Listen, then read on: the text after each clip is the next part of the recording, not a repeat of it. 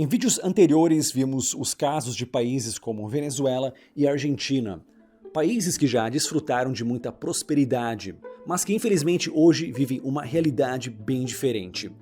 No caso desses dois irmãos latino-americanos, no entanto, o processo de deterioração ocorreu lentamente ao longo de décadas. No vídeo de hoje, veremos o caso de alguns países onde esse processo de deterioração e perda de liberdade ocorreu tão rapidamente que muitos ainda nem tiveram tempo de se atualizar. Eu queria entrar logo no assunto, mas nesse tipo de vídeo eu preciso esclarecer duas coisinhas. Esse tipo de vídeo está sujeito a censura, desmonetização e consequente restrição no alcance. Então, vocês já viram a importante mensagem lá no meu vídeo sobre o Afeganistão? Não viram? Pois é porque esse vídeo, como vários outros, teve o alcance restringido devido a certas coisas que eu disse nele. Então pessoal, eu sei que isso é chato pra caralho, mas eu vou ter que fazer um malabarismo com as palavras aqui. E também usar esse chato em várias palavras, assim como alguns eufemismos e sinônimos mais vagos. 2. Importante, eu não apoio nenhum dos dois políticos adorados como semideuses na mitologia bolsopetista. Mas é engraçado pra caramba ver os fiéis dessa religião brigando nos comentários e dizendo que eu apoio o lado esquerdo ou o lado direito, dependendo da frase que eu falo no vídeo. Bem, esse é só um disclaimer. Bem-vindos ao canal Rafael Scapella. Like e inscrição, você não pede, você conquista, blá blá blá, enfim, bora pro vídeo. E para começar, nada melhor que um país bem próximo ao Brasil. Como mostrei no vídeo anterior do Chile, a taxa relativa de pobreza do país é menor que a taxa do Canadá e Estados Unidos. É sério, é só pausar e checar as fontes. Dizer que o Chile é um país desenvolvido é um tanto subjetivo. Para o Fundo Monetário Internacional, o FMI, o Chile não é um país desenvolvido, enquanto que para o Banco Mundial ele se enquadra sim no termo. Independentemente da métrica que você prefira, o Chile sem dúvida é o país mais desenvolvido da América Latina. E como o Chile chegou nesse patamar? Liberdade econômica. Segundo o ranking da Heritage Foundation e o ranking da facilidade de fazer negócios, o Chile é o segundo país mais livre das Américas, estando atrás somente do Canadá. O Chile ultrapassa até mesmo os Estados Unidos, que estão na posição 20, enquanto o Chile está na posição 19. Infelizmente, é muito provável que o Chile saia dessa posição em pouco tempo. A nota no ranking de liberdade do país vem caindo desde 2013. De forma muito simplificada, essa liberdade econômica não veio porque as pessoas perceberam que isso gera prosperidade, e sim na época da ditadura, quando ela foi imposta aos chilenos. Por causa disso, muitos querem acabar com quaisquer vestígios da época da ditadura, que de fato foi um período ruim para o país. Mas, nesse repúdio, também estão jogando fora a liberdade econômica. Primeiramente, está sendo feita uma nova constituição no país, que já se imagina que trará mais impostos, mais gasto estatal e maiores restrições ao livre mercado. E para piorar, o país elegeu um político de um dos extremos do espectro político. Qual extremo? Bem, digamos que ele é aquele tipo de político que apoia Cuba e Venezuela, apesar de ter passado a campanha inteira dizendo que não apoiaria tais ditaduras. Bem, na melhor das hipóteses, sendo inocentemente otimista, o Chile será como a Dinamarca, onde você paga sim altos impostos, mas você tem a liberdade de criar riquezas para pagar tais impostos. Ou, na pior das hipóteses, o Chile será como a Argentina, onde o governo te obriga a pagar altos impostos, ao mesmo tempo que ele, ironicamente, dificulta que você ganhe o dinheiro para pagá-los. Será que já não basta ter uma Venezuela do Norte e uma Venezuela do Sul? Agora teremos também uma Venezuela do Oeste? Nosotras somos unas chicas comunistas, muy disciplinadas y también feministas.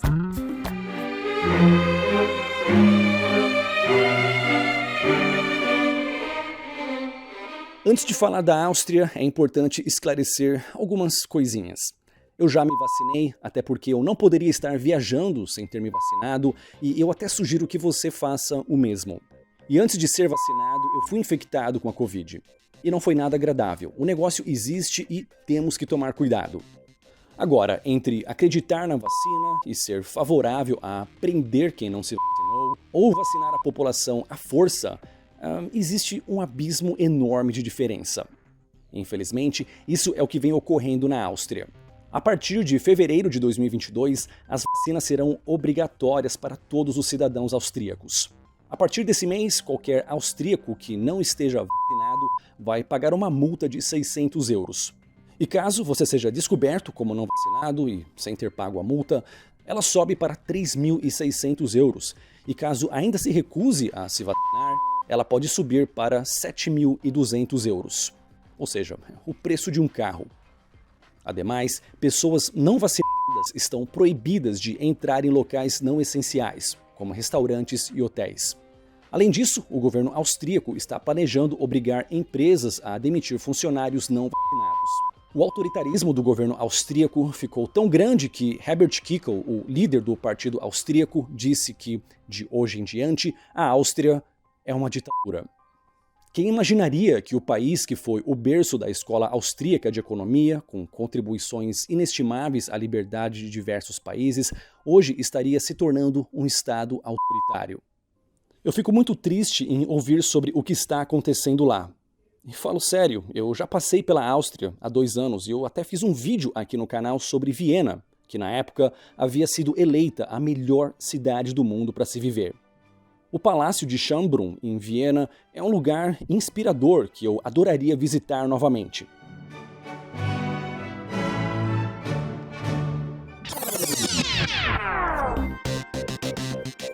Mas, infelizmente, visitar a Áustria atualmente não é mais uma opção. E o próximo na lista não é exatamente um país, mas sim 2 estados. Quando falamos dos Estados Unidos, é importante fazer uma distinção. Como os estados do país são mais autônomos, iremos falar principalmente da Califórnia e Nova York. Mas vale ressaltar que os Estados Unidos atualmente ocupam a 20ª posição no ranking da liberdade econômica. O que, se comparado ao Brasil, ainda é muito. Porém, essa foi a pior classificação já recebida pela terra do Tio Sam. Muito disso se deve ao descontrole das contas públicas, com o governo imprimindo dinheiro dia e noite para pagar os pacotes trilionários que o presidente anuncia quase toda semana. Agora, de volta aos piores estados, nem vai ser preciso demorar tanto assim, pois eu já falei bastante da Califórnia aqui no canal. E Nova York está seguindo bem de perto o exemplo californiano. Como se não bastasse os problemas de sempre, a Califórnia conseguiu piorar ainda mais, se tornando o estado americano com maior porcentagem de desabrigados. E se você achava que só São Paulo e Rio tinham cracolândias, então você precisa conhecer Los Angeles. E o estado de Nova York parece até estar com inveja desse paraíso progressista que a Califórnia se tornou, e querem competir para ver qual estado democrata consegue ser pior. Pensando em piorar o que já está ruim, o estado de Nova York teve uma ideia de um projeto de lei que parece que saiu diretamente da Constituição do Terceiro Reich. O canal Visão Libertária já fez um vídeo bem completo acerca desse tema. Mas, apenas para resumir, Nova York está pretendendo prender qualquer pessoa que seja considerado um risco sanitário. Aqui o termo risco sanitário se refere a qualquer pessoa que o oficial estatal julgar perigoso. Nesse caso, a pessoa poderia ser presa sumariamente sem consulta a um juiz e sem direito à defesa. Além disso, uma das opções que essa lei oferece é vacinar a pessoa à força, isso mesmo, contra a sua vontade. Em outras palavras, essa lei permite que qualquer oficial do governo prenda seus opositores sem o devido processo legal. Mas não se preocupe, pois tudo isso é para seu bem. Governos sempre têm nossos melhores interesses em mente, não é mesmo? Sem dúvida, qualquer ditador ficaria orgulhoso desse autoritarismo do bem. Próximo na lista é a Suécia. Como se já não bastasse ter falado de Covid no vídeo, agora vamos falar de choque cultural. Mas eu não vou falar muito aqui, pois em breve eu vou fazer aquele tão prometido vídeo sobre a Suécia. Ao contrário de outros países europeus, no combate do probleminha de 2020, o governo sueco não aproveitou a situação para aumentar seu poder e controle sobre a população. Não há autoritarismo disfarçado de crise sanitária, mas há outros conflitos sérios. E como vocês sabem, infelizmente não posso entrar em detalhes devido à forte censura, mas o país vem ficando muito ruim devido à Suécia ter importado alguns imigrantes problemáticos. A Suécia poderia, por exemplo, ter ajudado os haitianos ou os bolivianos, que são povos pacíficos e com uma cultura compatível com os valores da cultura sueca. Só que não, eles preferiram ajudar povos, majoritariamente homens, de culturas com valores opostos aos valores da Suécia. Vou resumir o probleminha da imigração na Suécia com uma analogia. A Suécia é como uma mulher feminista, graduada, pacífica, que não bebe, não fuma e que tem vários amigos LGBT que gostam muito dela. Apesar de ter vários pretendentes com valores similares, a moça chamada Suécia resolveu se casar com um homem que é o oposto dela. Machista, homofóbico, bêbado, vagabundo, que além de bater nela, também bate nos amigos gays que ela tanto gosta. Quem são esses imigrantes da analogia? De onde eles vêm? Como chegaram na Suécia? Não posso entrar em detalhes e nem mostrar muitas imagens devido à censura e cancelamento, mas com certeza alguém aqui nos comentários vai explicar muito bem a situação. Enfim, próximo país. Alemanha.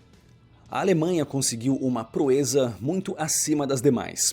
Como vimos, a Suécia tem um problema migratório, mas uma boa resposta ao Covid, e a Áustria adotou o autoritarismo para combater a pandemia, mas não recebeu tantos imigrantes de países problemáticos. Porém, a Alemanha conseguiu juntar o pior de ambos os países. A Alemanha não somente sofre com o problema do choque cultural entre cidadãos e imigrantes de culturas mais problemáticas, como também adotou uma resposta ao Covid bem aceitável. Sim, aceitável para a Alemanha de 80 anos atrás. E para fechar o pacote, o Banco Central Europeu fica na Alemanha e para pagar os imensos gastos do governo alemão, tanto dinheiro foi impresso que a inflação está batendo na casa dos 5%. Para um brasileiro, esse nível de inflação seria algo maravilhoso, já que a nossa inflação está ao dobro, mas para a comunidade europeia isso é uma tragédia. Essa é a maior taxa desde a criação do euro em 1997. Pense um pouco nisso, existe toda uma geração de europeus adultos que cresceram sem ver uma inflação tão alta em toda a sua vida. E agora o próximo país, o último e sem dúvida o pior da atualidade, a Austrália. Nenhum país piorou tanto e tão rapidamente como a Austrália. Mas antes temos que fazer uma ressalva, estamos falando dos estados de New South Wales e Victoria, já que os outros estados não parecem ter cedido ao totalitarismo pandêmico. A Austrália foi, possivelmente, o país que respondeu à crise de 2020 de forma mais autoritária. O exército foi posto às ruas, protestos foram banidos e qualquer pessoa tentando entrar ou sair foi barrada. Até mesmo cidadãos australianos foram impedidos de voltar para seu próprio país. E mesmo que você tivesse que sair para fazer alguma atividade essencial, não podia ultrapassar o perímetro de 5 km de sua residência. Houve até casos de bebês prematuros morrendo porque o médico mais próximo teve sua passagem barrada para garantir o lockdown do país. Pois é, a Austrália está literalmente matando pessoas para tentar barrar o vírus. E mesmo que você diga que isso foi necessário para combater o vírus de 2020, essas medidas parecem ter sido importadas diretamente da Coreia do Norte. Sim, há várias notícias e jornais falando desse novo autoritarismo australiano. E se política aqui é relevante, até mesmo pessoas da esquerda estão abismadas com essa nova realidade da Austrália. Não são o tipo de coisa que você esperaria de uma democracia liberal. Até mesmo a China expôs a hipocrisia do governo australiano em se declarar amante da liberdade, enquanto coloca o exército nas ruas para impedir que as pessoas saíssem de suas casas. E quando a ditadura chinesa acha que você está sendo muito autoritário, algo está muito errado.